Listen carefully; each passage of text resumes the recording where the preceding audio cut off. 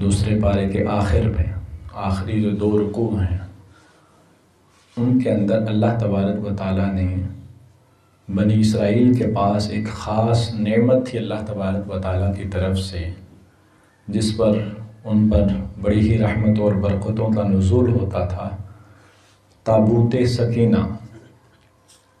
اس کے بارے میں آج ہم سنیں گے کہ بنی اسرائیل کے پاس یہ تابوت سکینہ کیا تھا۔ قرآن کریم کے اندر اس کا ذکر ہوا، وقال لهم نبيهم ان آیۃ ملکہ ان یأتیکم التابوت فیہ سکینۃ من ربکم، کہ ان کے پاس ایک تابوت تھا کہ جس میں ان کے رب کی طرف سے ان کے لیے سکینہ تھا۔ تو یہ تابوت سکینہ کیا تھا؟ تابوت کا مطلب تو سمجھتے ہیں صندوق، لکڑی کا ایک بنا ہوا صندوق تھا۔ یہ حضرت آدم علیہ السلام کے پاس تھا، اور پھر حضرت آدم علیہ السلام کے پاس آخری عمر تک رہا، اور پھر یہ چلتے چلتے انبیاء کرام کے پاس، یہاں تک کہ حضرت یعقوب کے پاس پہنچا۔ پھر حضرت یعقوب کے بعد حضرت اسحاق، پھر ان کی آگے اولاد یعنی بنی اسرائیل کے انبیاء کرام کے پاس رہا یہ، اور چلتے چلتے حضرت موسیٰ علیہ السلام پر اور آپ کے پاس آیا۔ حضرت موسیٰ اور حضرت ہارون یہ 2 بھائی تھے اور دونوں ہی نبی تھے۔ حضرت موسیٰ مشہور ہیں اور آپ کے بھائی حضرت ہارون یہ بھی نبی تھے اور یہ بھی مشہور ہیں، قرآن کریم کے اندر ان کا بھی تذکرہ ہے۔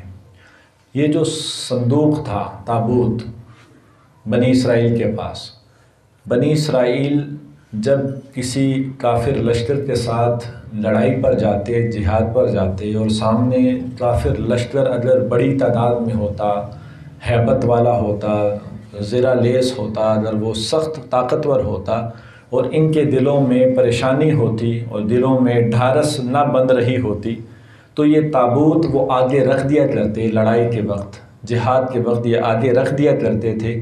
اس تابوت کی برکت سے اس پر اللہ تبارک و تعالیٰ ایسی رحمتیں نازل کرتا تھا کہ ان کے ٹوٹے ہوئے دل دوبارہ سے مضبوط ہو جایا کرتے تھے۔ اور اس صندوق کی برکت سے جیسے جیسے آگے وہ بڑھتا جاتا تو نصر من اللہ و فتح قریب، کہ اللہ تبارک و تعالیٰ کی طرف سے مدد آ رہی ہے اور فتح بالکل قریب ہے، یہ بشارت اترا کرتی، اور کچھ ہی لمحوں کے بعد ان کو فتح سے کامرانی ہوتی تھی۔ یہ بنی اسرائیل اس صندوق کو اپنی لڑائی اور جہاد کے وقت آگے رکھ دیا کرتے تھے۔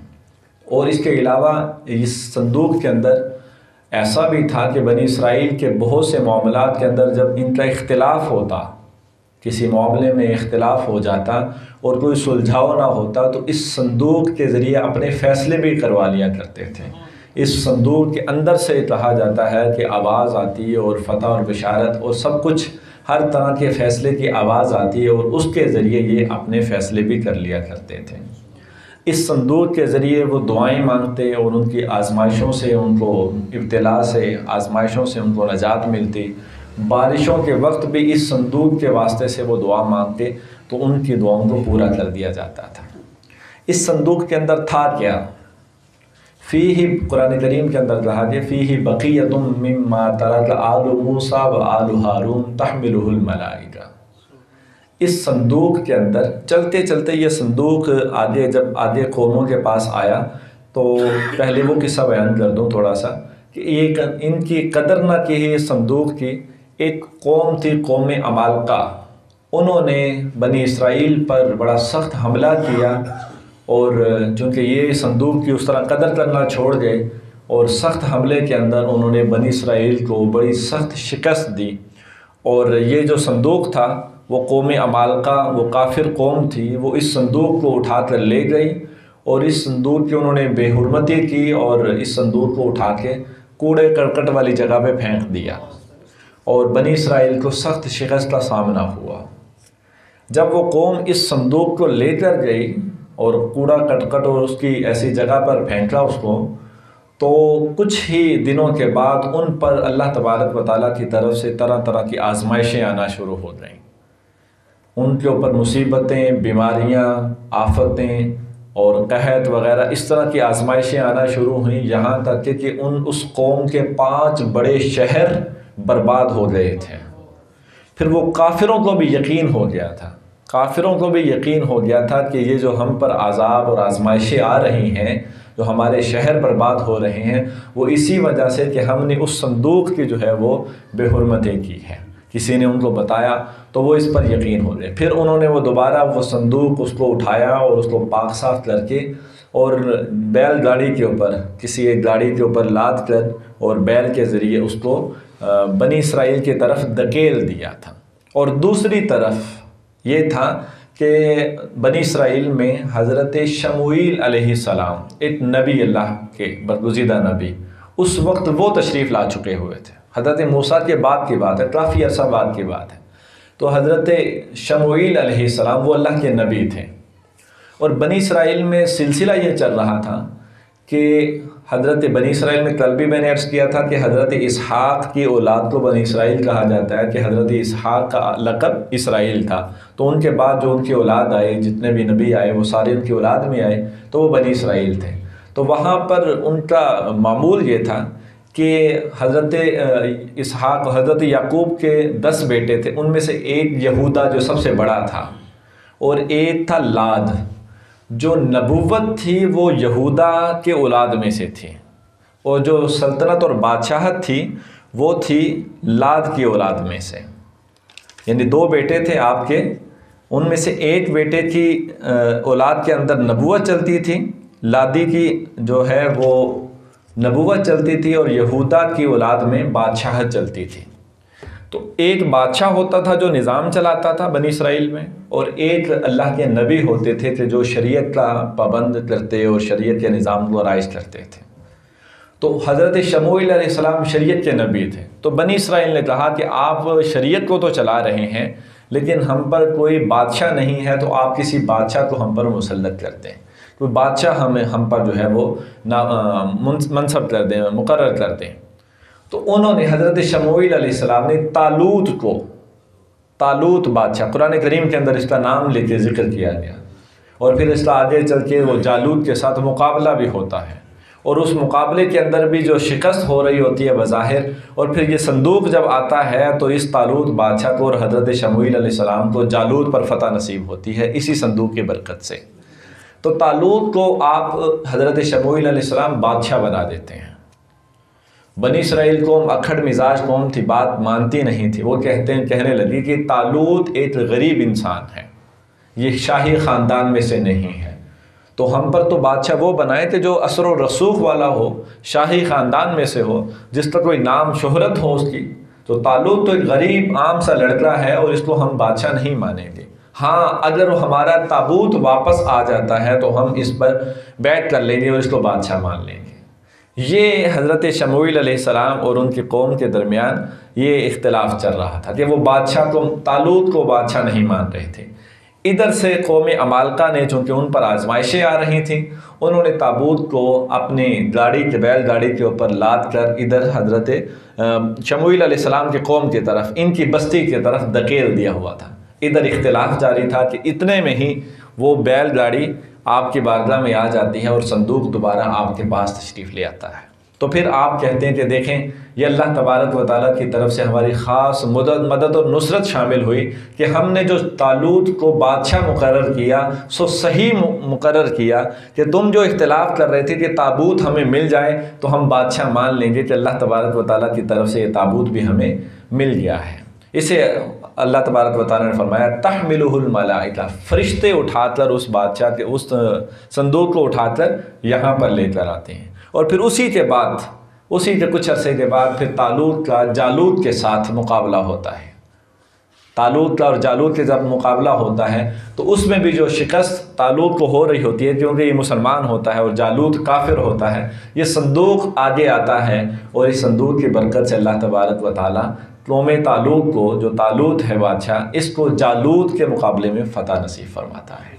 تو یہ تابوت سکینہ جو تھا یہ حضرت شموئیل علیہ السلام کے پاس، پھر ان کے بعد باقی انبیاء کرام کے پاس بھی تھا۔ اب اس میں تھا کیا؟ تابوت سکینہ میں تھا کیا؟ قرآن کریم کے اندر فیہ بقیۃ مما ترک آل موسیٰ و آل ہارون تحملہ الملائکہ، اس تابوت کے اندر حضرت موسیٰ علیہ السلام اور حضرت ہارون علیہ السلام کے کچھ بچی کچی نشانیاں تھیں، بقیہ فیہ بقیۃ مما ترک آل موسیٰ و آل ہارون، الفاظ سمجھ میں آ رہے ہوں گے کہ آل موسیٰ اور آل ہارون کے ترکہ میں سے کچھ بقیہ چیزیں تھیں۔ اور وہ کون سی چیزیں تھیں؟ عصا مبارک تھا، آپ کا جبہ مبارک تھا، آپ کے کچھ پہننے کی اور چیزیں تھیں، آپ کے کوئی استعمال کی چیزیں تھیں، کچھ من و سلوہ میں سے وہ کھانا، تو ایسا کھانا کہ جو طویل مدت تک رہ سکے، وہ کھانا تھا اس کے اندر، کچھ اس طرح کی چیزیں تھیں آپ کے اس تابوت کے اندر۔ اور یہ اتنا بابرکت تابوت تھا کہ جب تک بنی اسرائیل کے پاس رہا ہے تو اللہ تبارک و تعالیٰ کی رحمتوں برکتوں کا ان پر نزول ہوتا رہا ہے، اور جب بھی انہوں نے کوئی ایسی اس کی بے حرمتی کرنے کی کوشش کی تو اللہ تبارک و تعالیٰ کی طرف سے ان پر آزمائشیں آتی رہیں۔ تو اس سے ہمیں جو قرآن کریم کے اندر سے واضح قرآن کریم کے اندر سے جو ہمیں ملتا ہے کہ نبی علیہ الصلوۃ والسلام سے نسبت رکھنے والی کوئی بھی چیز ہے تو اللہ تبارک و تعالیٰ ان چیزوں کے اندر برکت رکھ دیتا ہے۔ اللہ تبارک و تعالیٰ ان کی برکت سے، یعنی حضرت آقا علیہ الصلوۃ والسلام کے اگر ترکات کی بات کریں تو بہت زیادہ، حضرت عائشہ کے پاس ایک آقا علیہ الصلوۃ والسلام کا منہ مبارک تھا، بال مبارک، جب کوئی بیمار ہوتا تو آپ اس بال کو پانی کے اندر سے رول کر اس کو پلایا کرتی، وہ پانی پلایا کرتی، وہ شفا یاب ہو جایا کرتا تھا۔ یا حدیث مبارکہ کے اندر نبی سے نسبت والی چیز کے اندر اتنی اللہ تبارک و تعالیٰ برکت رکھتا ہے۔ حضرت خالد بن ولید ایک مرتبہ جنگ کے اندر آپ دیوانہ وار جو ہے وہ گھوم رہے ہیں اور ایک چیز کو تلاش کر رہے ہیں، اور جنگ ہے، جنگ کے دوران تو کسی نے کہا کہ جنگ ہو رہی ہے اور آپ اس طرح کیوں ایسے آگے پیچھے گھوم رہے ہیں، مقابلہ ہے سامنے؟ تو آپ نے کہا کہ میری ٹوپی جو ہے وہ گر گئی ہے، میں اس ٹوپی کو اٹھانے کے لیے اس کو ڈھونڈ رہا ہوں۔ تو کسی نے کہا کہ ٹوپی اتنی اہم ہے کہ اس کو اٹھا رہے ہیں آپ، یہ جنگ اہم ہے کہ اس کے جنگ کفار کے مقابلے میں آپ جائیں؟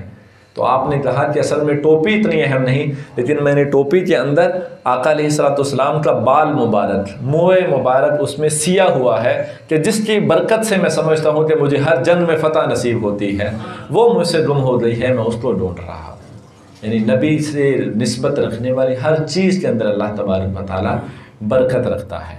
تو نبی علیہ السلام کے تبرکات جو ہیں وہ قابل قدر ہوتے ہیں، اور ان کی وجہ سے اللہ تبارک و تعالیٰ کی رحمتیں اور برکتیں نازل ہوتی ہیں۔ اگر نبی سے نسبت رکھنے والی چیز کا یہ عالم ہے تو نبی علیہ الصلوۃ والسلام کے خود جسد اقدس، آپ کے جسم مبارک کی برکتوں کا عالم کیا ہوگا کہ جہاں پر وہ خود جسم مبارک تشریف فرما ہے، تو اس جگہ پر اور اس کے ماحول میں کتنی برکتیں اللہ تبارک و تعالیٰ رکھتا ہوگا۔ سبحان الذی اسریٰ بعبدہ لیلا من المسجد الحرام الی المسجد الاقصی الذی بارکنا حولہ۔ قرآن کریم کے اندر مسجد اقصیٰ میں ہم نے برکت، اس کے ماحول میں برکت رکھی قرآن کریم کے اندر۔ تو اس کے ماحول میں کیا برکت تھی؟ مفسرین نے لکھا کہ مسجد اقصیٰ کے گرد انبیاء کرام کی قبریں تھیں، ان انبیاء کرام کے اجسام تھے، ان کے جسم مبارک تھے، تو وہ برکتیں تھیں جو مسجد اقصیٰ کے گرد اللہ تبارک و تعالیٰ نے رکھی ہوئی ہیں۔ یہ اللہ تبارک و تعالیٰ کی طرف سے نبیوں کو اور اپنے خاص بندوں کو یہ اللہ تبارک و تعالیٰ انعام عطا فرماتا ہے۔